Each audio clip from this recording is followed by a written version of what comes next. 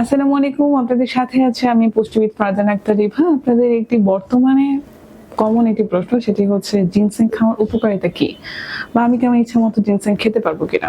প্রথম কথা হচ্ছে, জিনসেং হচ্ছে একটি ভেষজ উদ্ভিদ, যেটা হচ্ছে আমাদের বডির মেটাবলিজমটাকে খুব সুন্দরভাবে কন্ট্রোল করতে সাহায্য করে, এবং বিশেষ করে পুরুষ ভাইরা যারা আছেন তাদের হরমোনাল লেভেলটাকে ঠিক রাখতে সাহায্য করে।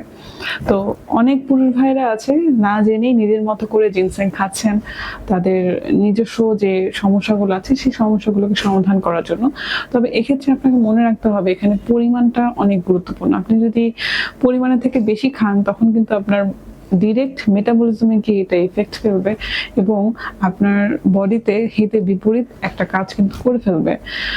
আর জিনসেং হচ্ছে এটার অনেক উপকারিতা দিক আছে, তার মধ্যে অন্যতম হচ্ছে এটা অ্যান্টিঅক্সিডেন্ট হিসেবে কাজ করবে এবং আপনার বডিতে যে টক্সিন গুলো আছে সেগুলোকে দূর করে দিবে। অ্যান্টি এজিং হচ্ছে উপাদান হিসেবে কাজ করবে, আপনার বয়স ধরে রাখতে সাহায্য করবে, আপনার হরমোনাল যে রেগুলেশন আছে সেটাকে কন্ট্রোল করতে সাহায্য করবে, আপনার বডির ইনসুলিন সেন্সিটিভিটি অর্থাৎ ইনসুলিনের যে কার্যকারিতা সেটা বজায় রাখতে সাহায্য করবে, ওজন কমাতে সাহায্য করবে, এবং আপনার রক্তের সুগার লেভেলটাকে কন্ট্রোল করতেও কিন্তু জিনসেং অনেক ক্ষেত্রে সাহায্য করে।